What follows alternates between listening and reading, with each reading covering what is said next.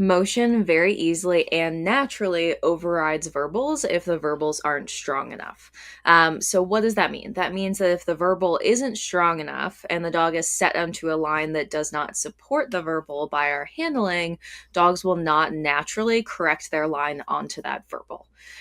So, it's the same kind of way of teaching. If you're moving and talking at the same time, the dog is generally following your motion and less likely following what you are saying. Clear reinforcement skills are super, super important. So we need the reward to be readily available on the ground. So it's actually a true verbal discrimination.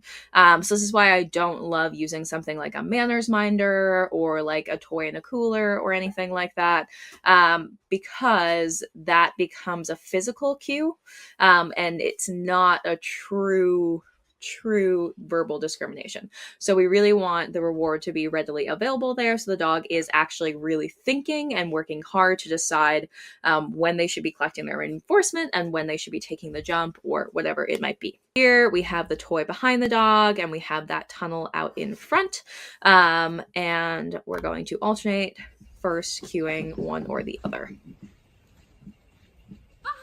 Yay!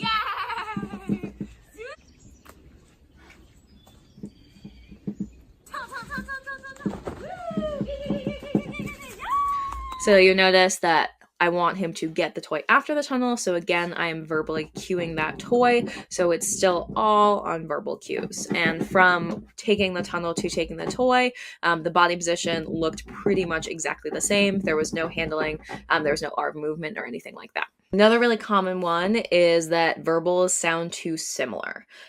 So this is something that we don't necessarily realize until perhaps something weird happens and we're like, oh, that's really weird. Why would my dog do that? And then we're like, oh, maybe because that sounds almost exactly the same, or the way I pronounce it sounds almost exactly the same.